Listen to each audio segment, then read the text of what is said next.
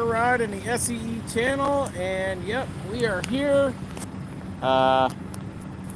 in Mineral Wells, West Virginia, at the TA, and this is probably the newest TA that I have been to as far as being built over the last few years.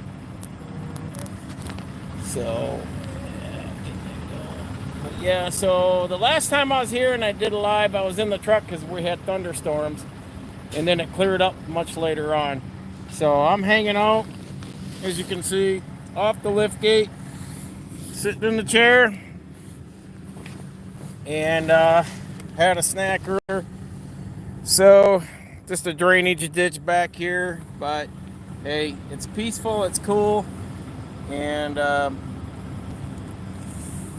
figured I'd come back here, start taking advantage of these days. Definitely had a long enough winter. Before we get going, like, comment, subscribe to the channel. That way we can help facilitate getting the channel expanding, growing, and get it pushed out there more. So, and I'm trying to get more video, or at least another video out during the week. Last week I was planning on doing one like Thursday, Friday. I ended up getting home Friday last week and came home to a complete crap show. But yeah, before we again go any further, don't forget we have down in the description, I have the link to my detailing page. And so what we're doing between that and this channel is we are going to, whatever channel hits 1,000 subscribers, we are going to send out a complete detail package in a pail from Jack's Wax. So if you could, spread this around, comment, anything to help the algorithm and get us more exposure. So just keep that in mind.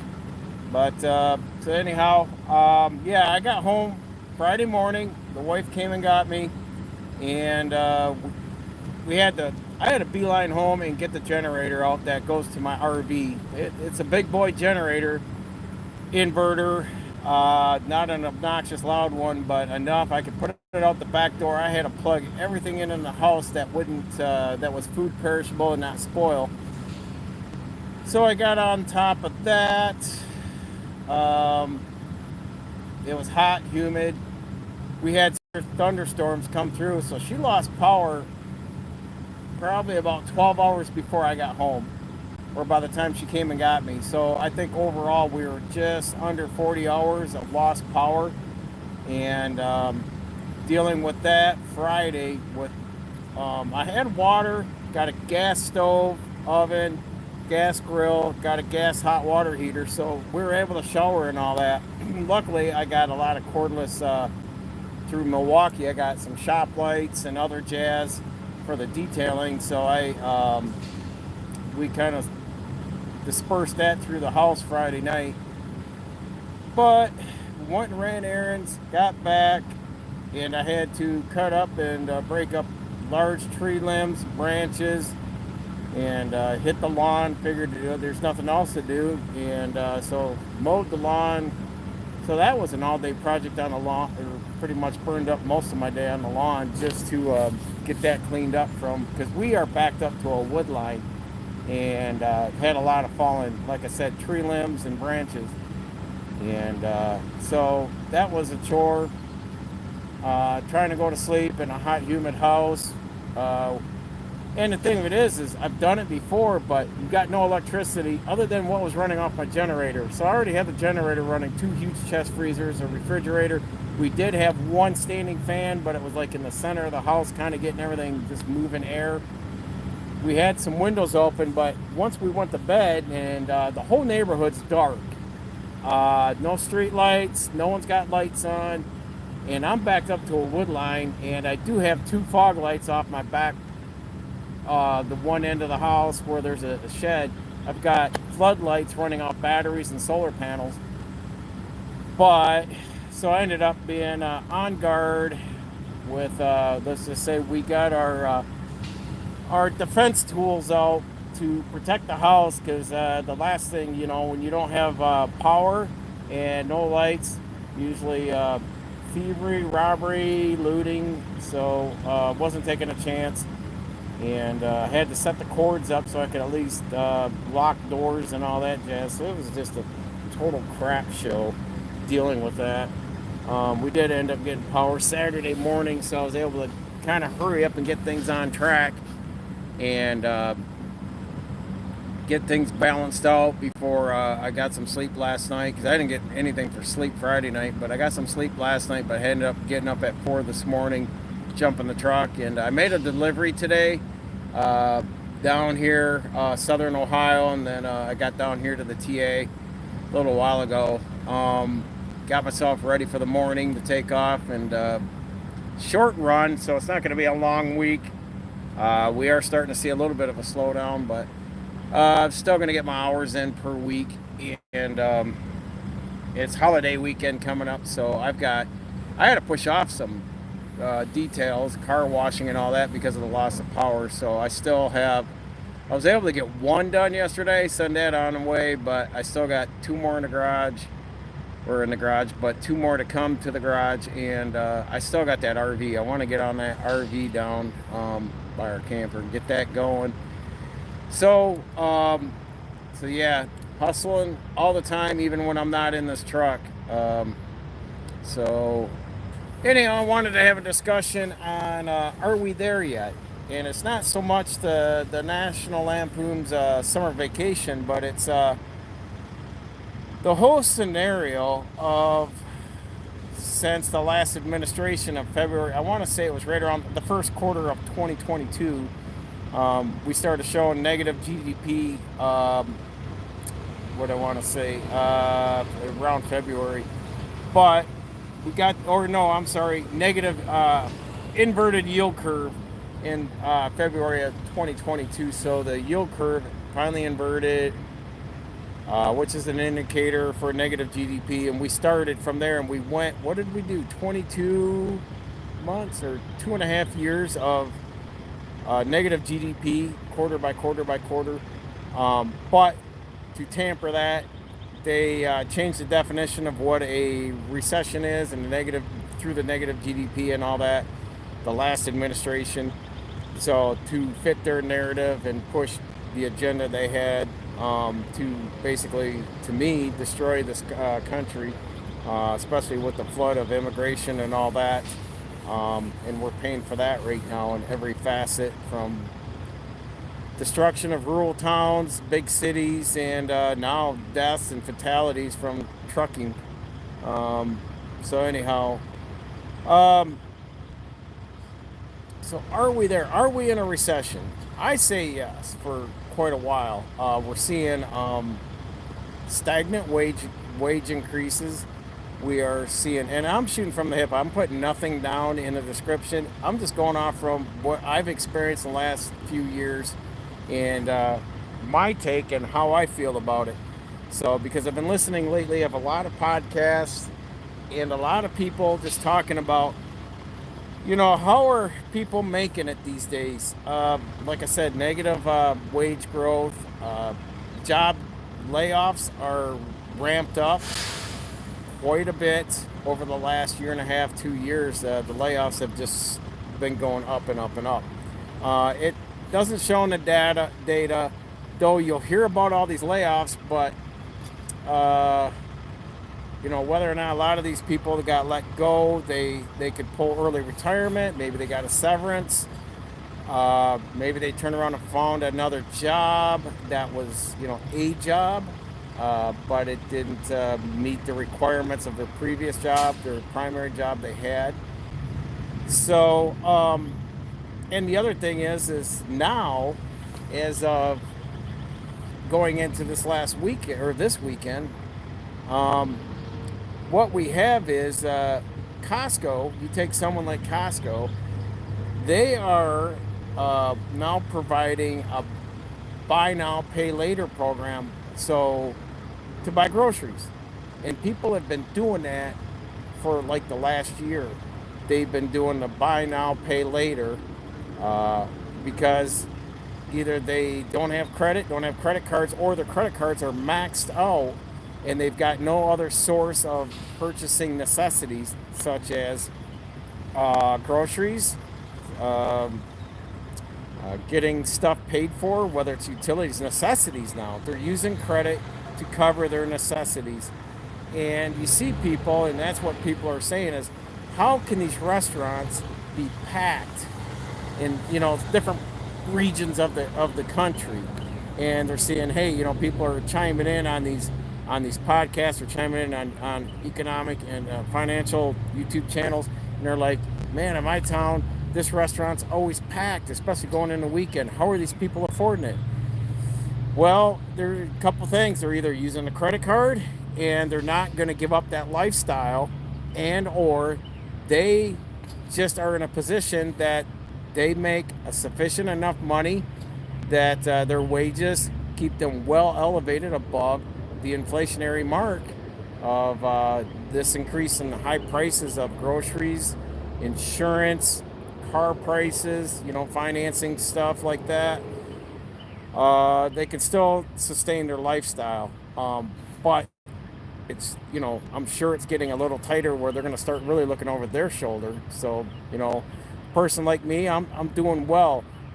But I'm not going out and doing discretionary spending, going out to restaurants, taking lavish vacations, buying big ticket items, like, oh, I'd like to have a new car. I'd like to have this. My home improvements are dragging now because I'm just like, what is really necessity? And I know I need to put windows in the house. I said, well, I'm going to have to do them myself. I'm not going to be able to hire a contractor.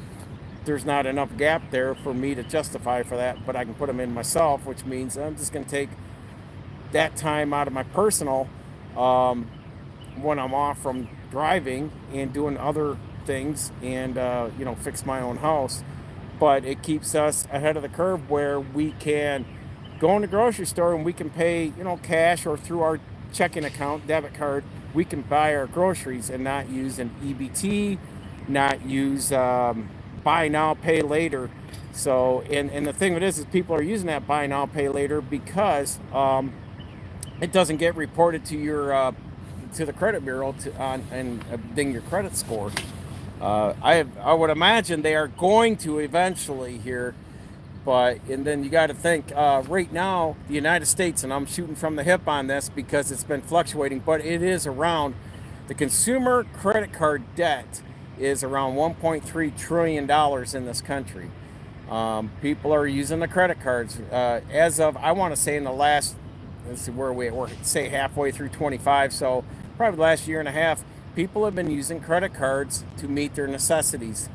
A lot of them are taking loans out, or they're using tax refunds or other extra discretionary, money that they're receiving to go out and take a Disney trip, take a cruise, go to an island resort for a vacation, not knowing, I'm looking ahead at the map of, navigating through this map of, we're in a downturn, we're in a constricted economy. I want to hang on to all the money I can for a rainy day fund, so I know I can gap the necessities without leveraging up on credit cards, bank loans, buy now, pay later, and all that other jazz. If I have to, I'll start downsizing, more stuff. And if this slows down enough, like I said, I've got enough businesses falling back on. I can really push harder on those to ramp up more cash flow coming in. So this is one thing I've done now compared to 2008. When I worked in healthcare, it was so stagnant that I remember twice I've had to push. I had a four-wheel drive pickup, a half ton that was not as big as the lifted one I have now, but I remember I ran out of gas twice. You don't know how heavy that damn truck is till you have to shove that thing up into a gas station. So you plan accordingly. But back then I was living paycheck to paycheck and nearly counting every penny as far as what I could put in for gas in the truck to get back and forth to work and all that other jazz. I was not as mindful with my money 16, 18 years ago compared to what my wife and I are doing now. Um, I've already told my work. I looked at the CEO Friday before I left, and I said, "Hey, my PTO is accumulating. I'm just letting you know I'm only going to use it for medical and or bereavement, and that's it." I said I'm not scheduling any time off this year. I can't justify for taking any time off. Like I said, unless it's medical for me, my wife, immediate family, or um, like I said, a funeral. So what is your all's take on that? I mean, it's tight for many. It's okay for others because they look around and they say, well, in my town, the parking lot in the restaurant's full. The economy's doing good. This is looking great. Houses are building up, but builder sentiment is really down.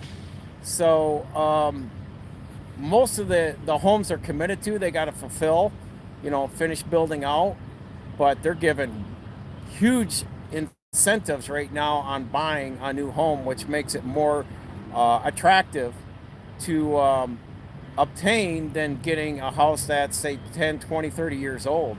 So, where are we? How are you? I'm from Russia. Hey, I'm doing great. Thank you. I cannot pronounce that name, from Russia, but anyhow, thanks for chiming in.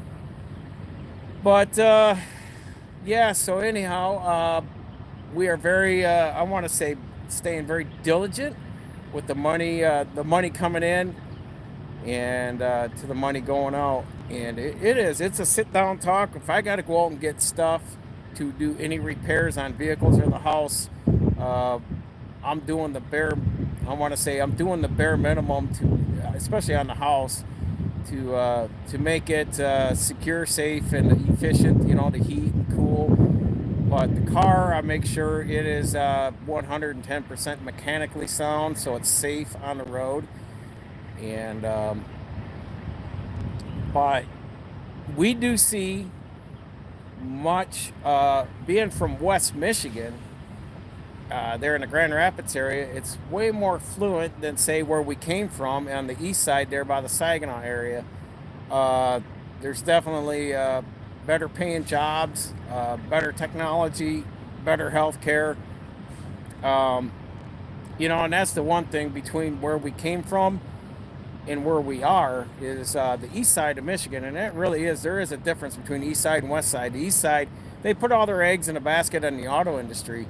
Um, the auto industry, GM, Ford, and Chrysler, originating from Detroit, that whole east side up and down that I-75 corridor has been decimated. And from the plant closures, especially Flint, I had much of my family retired out of Buick City in Flint, and where the manufacturing from start to finish, they built everything from the engines, bodies, everything right there in Buick City. And it's gone. It's a cement slab for miles, and nothing's there anymore. The auto industry has devastated that, and then the town, immediate town that wife and I are from, that's the headquarters for Dow Chemical and Dow Corning.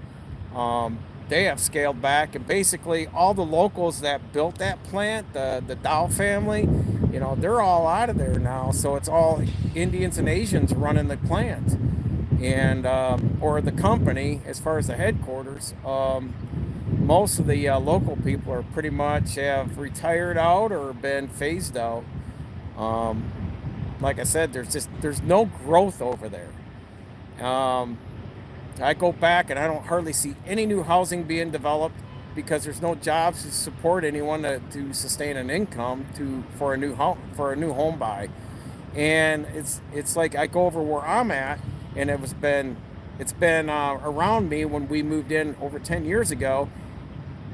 It was farm fields, commercial dairy farms, commercial chicken farms, but all the farmland is being sectioned out and plotted out for development. And we've probably seen nearly 300 new homes within, I want to say, within 2, 3 miles of us, all being built out, you know, 3-story homes, 3-car garages, half million or more, cost homes.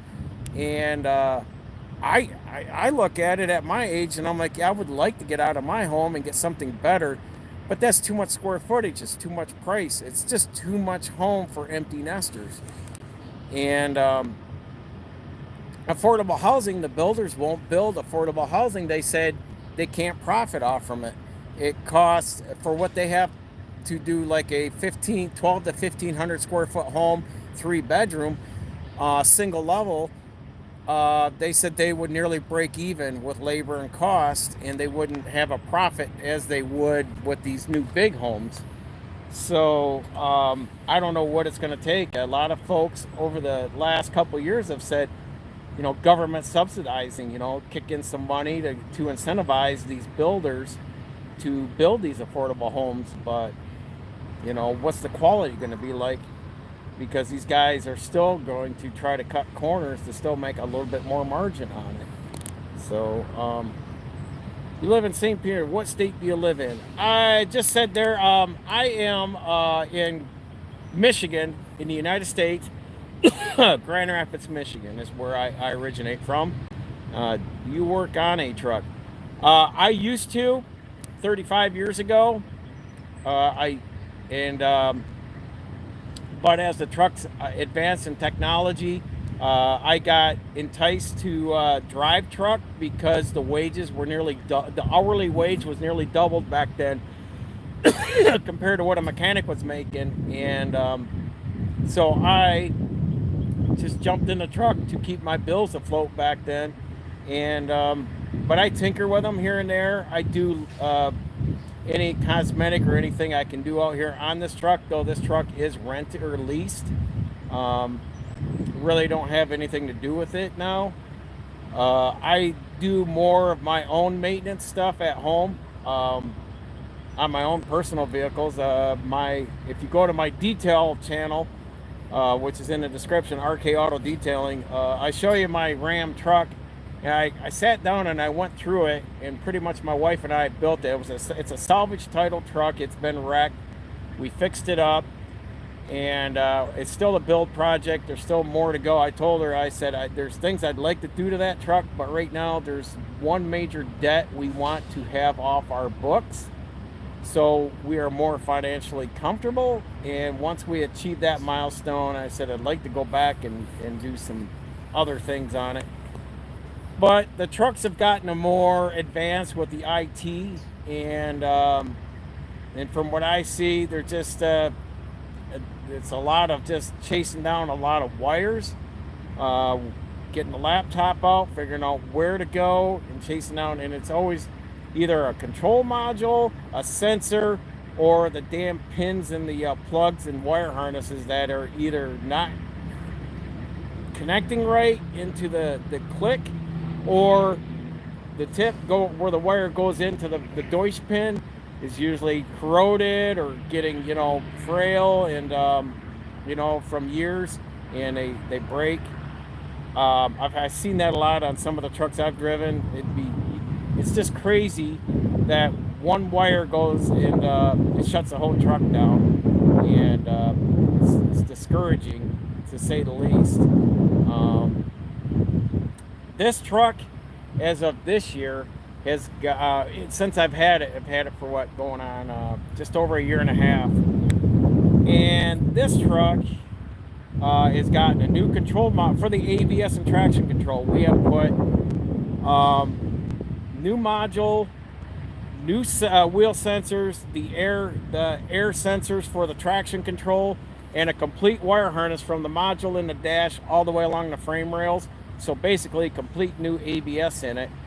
And then I just got about 5-6 weeks ago, I got the truck back from having. That's when I had that was right after I had that gray rental truck I did a review on. I had for a week. This got a complete engine wire harness for the injectors, the Jake brakes, because the Jake brakes stopped working all in all, and I found out the whole engine wire harness for the overhead was shot. They put all that in new, and they put in new solenoids and ran an overhead and adjusted the overhead on it since it was over 400,000. So it's running good. This truck normally on average, because the injectors would flutter, the engine would like a missed spark plug in a gas engine. This engine was fluttering, pulling hard in the hills. Last week, going back and coming down here with a load on, I'm getting about 8.8 miles of the gallon with this turd. So it's made a significant difference getting that new injector wire harness and getting the overhead done. So it is doing what it's supposed to do, as I told my wife. And we had Blitz Week last week, and I was not afraid of any inspections or any DOT coming along. And where are we at? I'm communicating with you through a translator. I understand you, but I can't speak English and I can't write either. Hey, hi, said I. So Samuel, hey, how you doing? Where are you chiming in from, Samuel? And the other one there from Russia. No, I appreciate you chiming in. I'm 58 years old.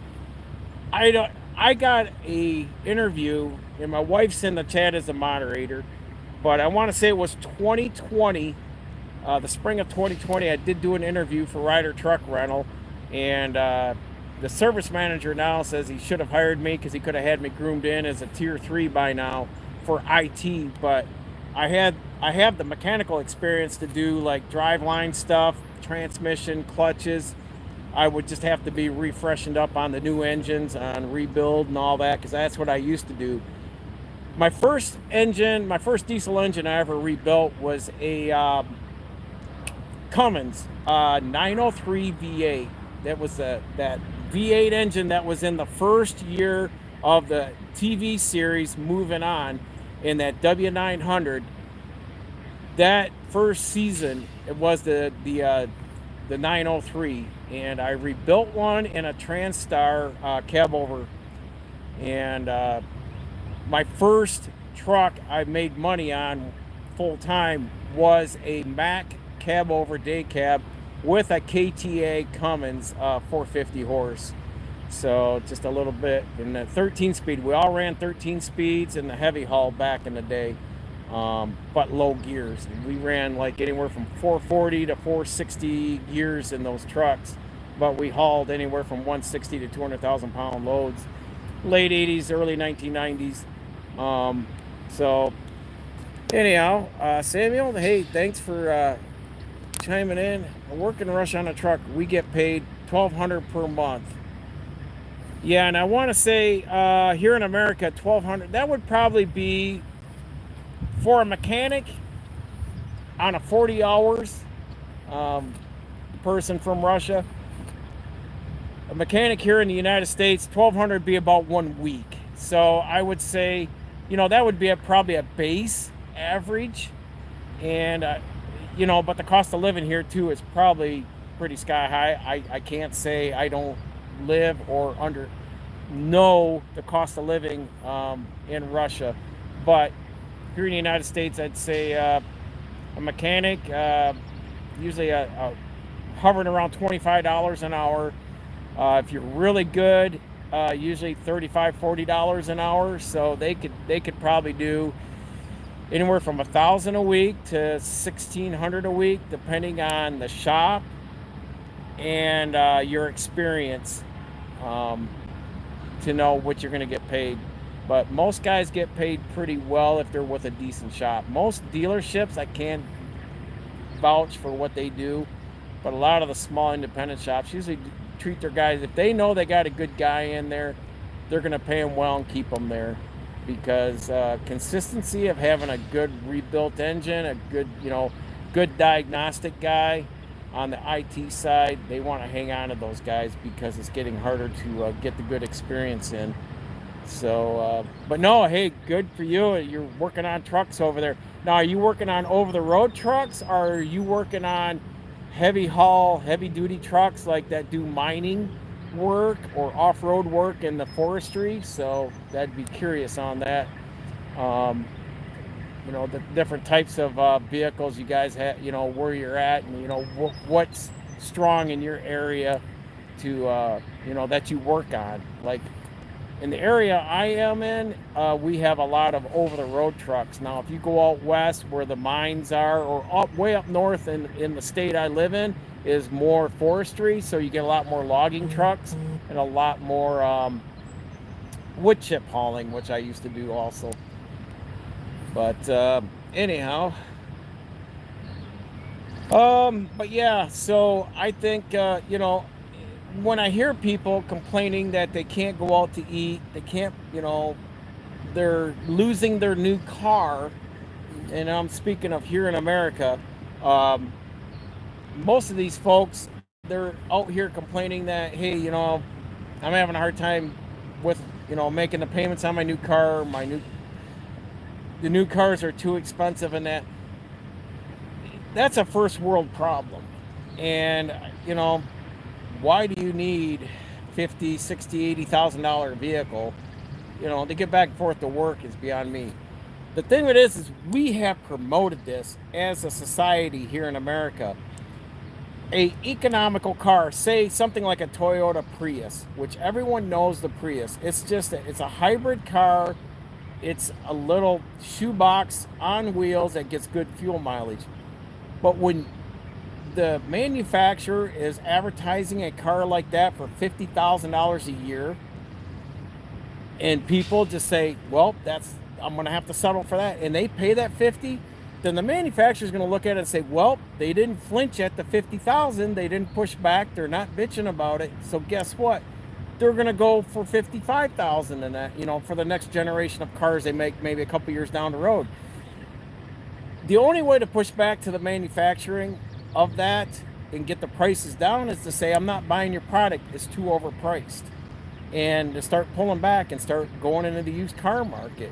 Let someone else take the depreciation loss on it and get something that's, a couple years old, 3 years old. And the wife and I have done that on these last 3 vehicles. And I don't look at the monthly payment when I buy a vehicle. I look at what is that vehicle costing me out the door. And I'll look at a dealership because they'll keep coming around in circle, or whoever's buying it, this is going to be your month. I don't care about the monthly payment. And they want to keep resonating that monthly payment. I'm not here on the monthly. Give me that car. What is your best bottom line, the overall price out the door for that car? Because that's all I care about. Because when I walk away and I own that car, I'm going to say, hey, I paid this much for that vehicle. And no, my vehicle was this payment. Well, yeah, if you want to have, instead of having an $800 or $1,000 car payment, you want a $500 car payment, but now you got it strung out for 8 years at a high interest rate, and now, by the time you pay it off, you've paid, twice as much for it at the end of that loan term than what the car was worth. So, anyhow, that's my deal. Is I want to know what it costs overall to own it, not the monthly payment. And I look at a car I don't believe serves the value of $50,000 to go back and forth to work, to go get groceries. It is not worth, even if I made enough money that I could just go down, like just buy a car like that, like it's nothing more than just a candy at a candy bar at a store. I will not spend that kind of money. And I would rather get a new used or a used vehicle and take my time, and I'll fix it up and fix it as I go along, as it's needed. To me, there's more value in that. To a point when you pretty much have put everything due in a car. We had a Honda Accord at the end, the last 2-3 years of it. My son was using it to get through college. The car was just becoming a monthly, pull it in the garage and fix it, till I said when he graduated college, he got his bonus money to start his new job. He got a car. We sold that Honda quick, fast, in a hurry, but we owned it for 24 years, 300,000 miles on a 97 Honda Accord. It was time to turn it loose. It was just getting to be a maintenance issue on a monthly basis. So just take a look here what you guys got saying here in the chat. Is this your truck, or do you work for a company? I wanted to move to America, but my parents wouldn't let me go there. I'm sorry, I don't understand everything since I skipped English lessons. All right, yeah, no, I do not own this truck. This truck is, I am a company driver, and the only reason is at the time, uh, and I explained this in previous videos. I drove truck from the late '80s through the end of 2000 and beginning of 2001. I sold my house, mechanics tools, I had a performance boat, and I sold everything, all my hot rod parts, and I packed everything up in a little compact car, and I went to school to become a doctor. I got my bachelor's degree. I was 2.5 years from becoming a chiropractor, and then I dropped out to take care of family, and just one thing led to another to where I just never made it back to finish. So I fell back on my bachelor's degree, and I worked in healthcare, which would be the cardiovascular. I worked in the cath lab, stress testing, cardiac rehab, and the wife and I also owned a sports rehab clinic on the side. And with all that, uh, by 2013, we started feeling the hospital was doing cuts. I was on the second wave of getting cut, and then we sold the sports rehab because my wife was having medical issues and could not be there to help me run the office. So we sold the sports rehab. I merged in with a doctor, and that lasted 10 months. All within a year, I got laid off twice in healthcare, and I used my CDL, my commercial driver's license, and these guys hired me in 2014. So I transitioned because it was either file bankruptcy and move in with my in-laws to have housing, or grab my wife, put her over my shoulder, and say I'm going to carry this family, and I'm going to drive truck, and I'm not going to let my pride get in the way of succeeding. And I got back into driving, and I've been at it going on 11 years.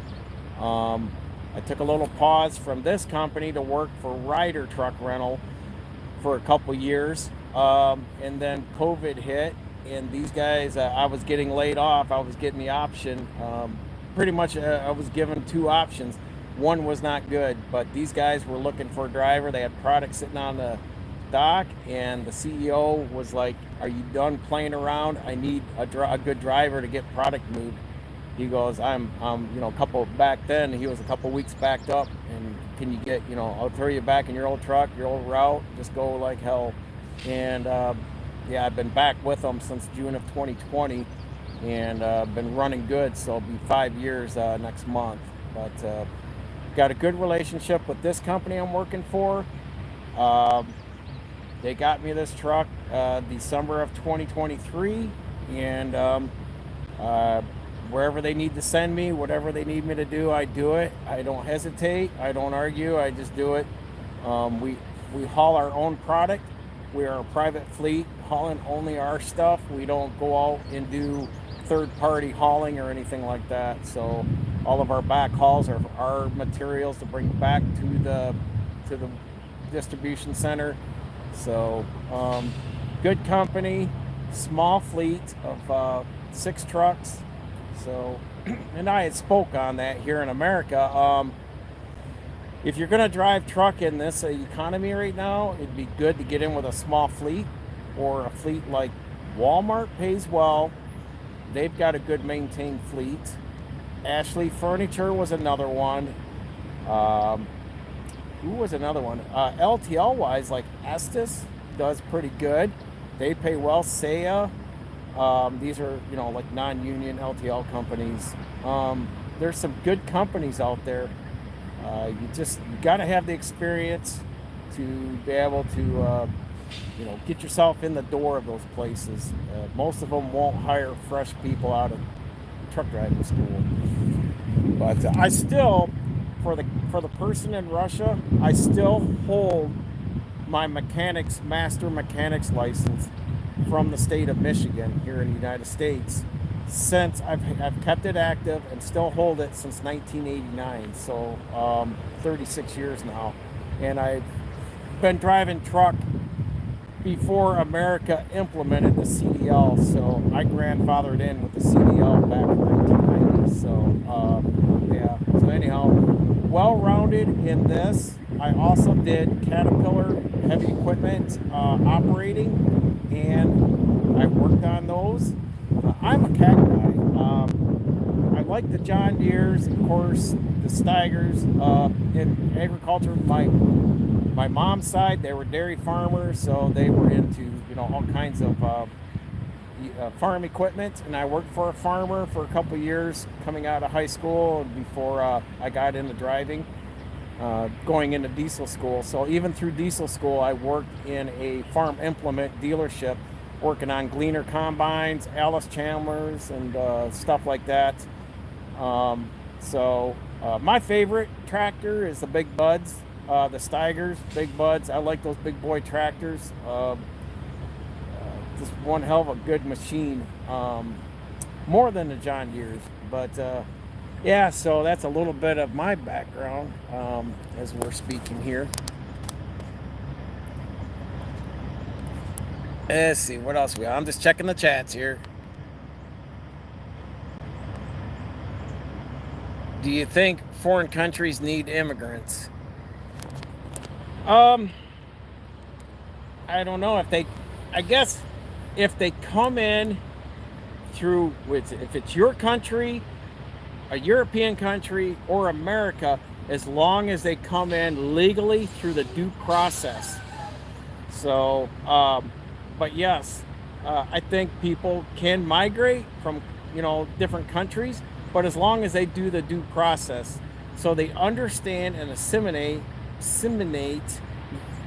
to that country's standards, and they go with, you just don't come in and act and behave just like you were from your country, but understand the country you're going to, immigrating to know their laws, their history, and their standards. So, because maybe you want to have a culture change by moving to a certain country and, embrace it and enjoy it. Maybe you see something there someone else don't. And that's what, I would be curious to visit. If there's a country in the world, my wife knows this, but if there's a country in the world I'd go to visit, I'd love to go visit Russia. Understand it more. I know it's a communist party there, but I think there's a lot of, I don't want to say, there's a lot of rich history there that needs to be understood. If you get past the Communist Party and understand how, what Russia has always stood for, in the fact that they were the main factor in winning the Second World War against Germany. So I think just people just are misunderstood because they're fed a narrative through mainstream media here in America, and so they're told a narrative and a lie. And I think people need to be more diligent to do their own research and read and get an understanding of something that they're looking into, instead of just going off from a headline or just something someone else said. That's someone else's bias opinion and all that, but you need to draw your own conclusion of things. But yeah, I have no problem. Immigrants can bring in good knowledge, and especially when you can learn from someone. I did as a mechanic. I had a guy that was a refugee from Vietnam. He came here to America in the late 70s. I met him in the mid 80s. He had just learned. It took him about 3-4 years, 5 years to learn clear English. And he still had his accent under his English. But we worked for the county. I worked for the county that I grew up in for many summer seasons. I did it as a side job. And as a licensed mechanic, they kept bringing me back. They'd always call me and say, hey, we could always use a a seasonal mechanic to help him so he's not being stuck working by himself. But we always goofed off, and my kids know him, and they're like, you two were always goofy in the garage. But he was a clown.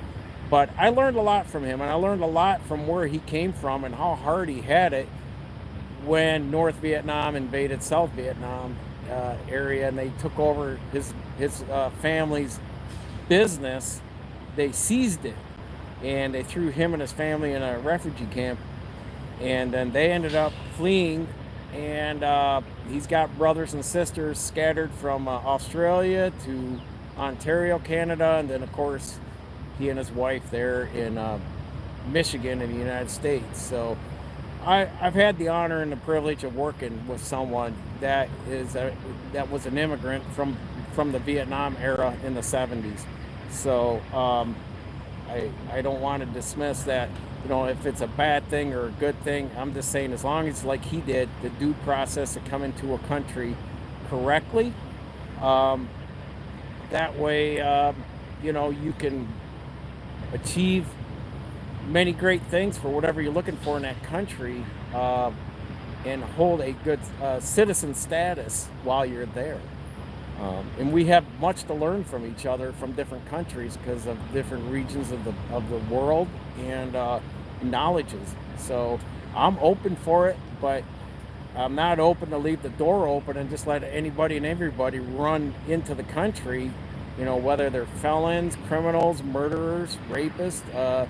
We got to make sure we're not bringing in more bad actors than we are good people that are looking to do an honest, something honest. So, let's see. The sun's blaring in my eyes here, so let me take a look at the the chat room here. It's I understand everything. Let's see.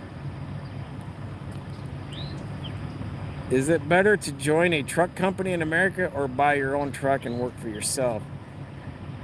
You have a cool address. Let's come here legally, though. Yes, you got to come here legally. I would, and what I tell a lot of young Americans that are here now is when you start out here, whether you're new in driving or new as a mechanic, start with a company. Don't start with your own truck. Start with a company. Especially if you're coming in as an immigrant, get the lay of the land. Understand the roadways. Understand the laws through a company, because they will also have meetings, monthly or quarterly meetings to keep you abreast on the updated, changes in laws and regulations. We do that. We got another one coming up here in probably a month. But it is also helpful, that you understand, for me, it's just been years and years where I've gotten complacent with a lot of the laws. And maybe when I recite a law, it's maybe had an addendum and it's changed it in somewhat. So, but overall, start with a company. Let them get you taught and learn, get your confidence up, and then move on to save some money up and move on into getting your own authority and your LLC, and getting your own company. Do it right. Don't take shortcuts trying to do it to where it looks very I want to say nefarious, whereas it looks illegal, that's the way you did it. So do it right so you look reputable, and when you get customers, they'll want to put their product on your trailer and not just say, who's this person, because a lot of these shippers will look at and see if you are legit. And of course, if they want to put a product on your trailer, unless you're showing up with junk equipment and not really understanding anything in America. So, give yourself time. I'd start with a company. I would do it if I went to another country. I would do the same thing. I would start with a company and have them show me the ropes, show me the ways. So, where are we at on the time? Wow, 50 minutes. chat room's really buzzing tonight. No, I appreciate y'all jumping in. Of course, my email is down in the description, along with my other channel, RK Auto Detailing, and I do, RV and auto and truck detailing. And I want to give a shout out and thanks, if he's not in here, but maybe you'll look at this later, is Tommy at Trucking Unfiltered. Had a great opportunity for an hour last week to sit down and have conversation with him. So he and I got a lot of stuff that hopefully we'll soon be able to get together. And I want to say he and I got a lot of similarities of things we'd want to do with our hustle, but also the playtime too, going forward in the future. So when I get to where he's at, right now, like I said, we're just trying to put one more fire out on a financial debt, and then that should unshackle us. But no, I appreciate it. Katy Perry shifted 2 gears and now identifies as a truck driver doing work. Oh man, that's good. Oh man, that is good. That is good. I like that. Oh man, I couldn't even come up with that. That was good. All right. I like your content. I will study English. No, you know what? And, if there's anything, please reach out. The gentleman, I'm going to have to kind of figure out how to pronounce your name from Russia. But I would like to give me an email. I would like to understand and learn more of what you do over there, how old you are and all that, and what's enticing you to want to come to America to do anything with trucking. I know European-wise, they've got some cool trucks. I don't know what kind of trucks you guys have in Russia, but the Scanias are really picking up some traction for. I know Bruce Wilson channel. He has been big with the factory of getting them over here. I like them. I'd be curious. I'd have to drive one to get a feel, but I started out in cab overs, so I know they were rough, but the technology's there to make them smoother riding and all that. So the man trucks over there too, besides Scania's, like I said, they've got some great technology. I like what Scania is doing by not putting emissions on the engine, and everything goes through the RCS or whatever, the after treatment, where the exhaust has got to funnel through to come out. So I like their setup better than America's setup for emissions. So wait and see. They're trying to parade that truck around here in America, Scania is, through Bruce Wilson, to hopefully get legislation to get it to write off, and maybe they can get over here and start doing sales in the United States. Now I know they sell them and use them up there in Canada, but that's under the European codes and all that. But for here in America or United States, no dice yet. And I think, as I told my wife, I think you're seeing a pushback on a Scania in the sense of, or those European manufacturers, because you got companies like International, Peterbilt, or PACCAR, Navistar, your Freightliners.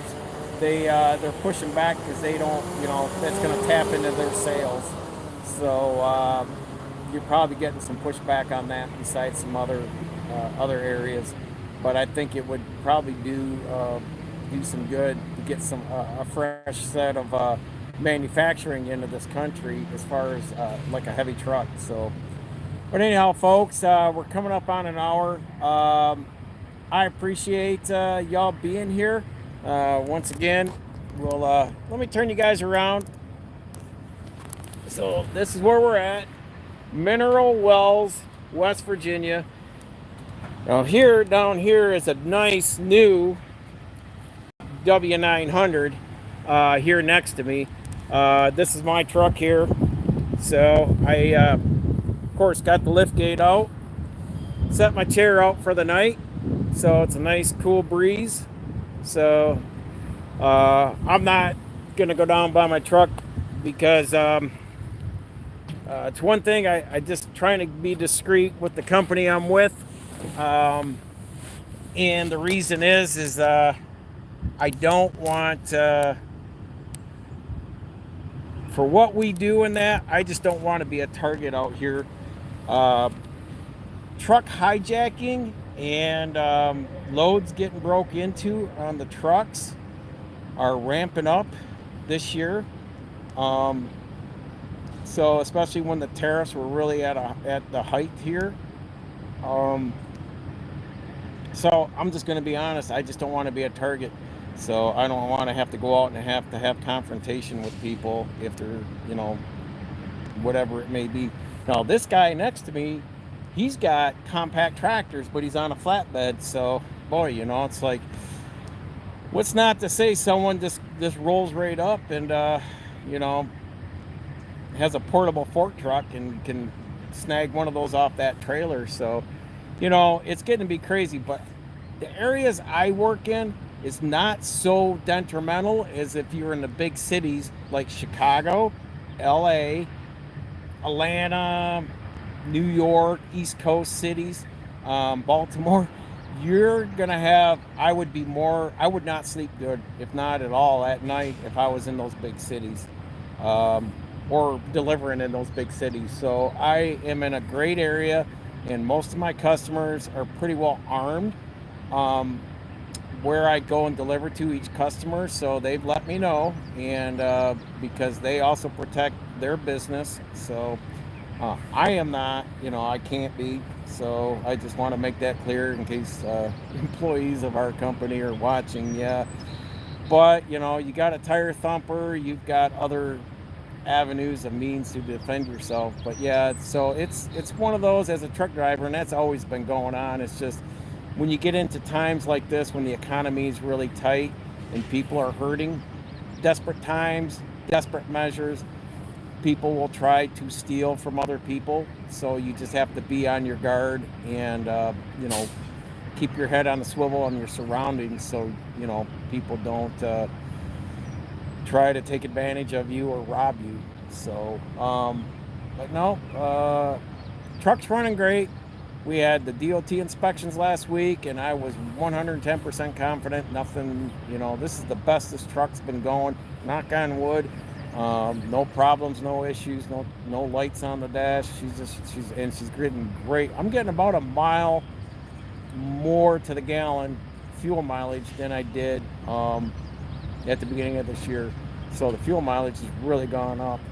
So hopefully that it's going to continue to maintain and hold itself like that. So anywho, I got to eat yet, and I've got a ride-along video that's coming out every Thursday at 9 o'clock. I try to make sure I've got a ride-along video dropping. I've got one this week.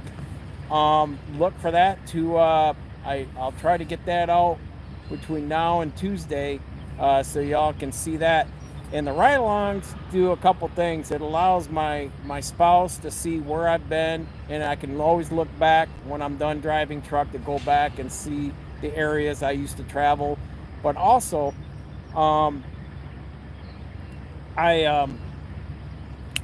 people that have never been in that area of West Virginia, and all the states I travel, there's a lot of back road area that people just don't travel or get to see, and you can see it for yourself, because maybe in your lifetime you'll never get there, especially if you live here in America. So I just want to put that out there, and I think it's really cool, some of the great mountainous areas I get to travel. So that's why I do them, and look for another one this Thursday, 9 a.m. I usually drop them, so I got to get going on getting that edited by tomorrow night, I hope. So y'all take care, stay safe, continue educating yourself. Knowledge is learned, not taught, and we will see you all in the next video.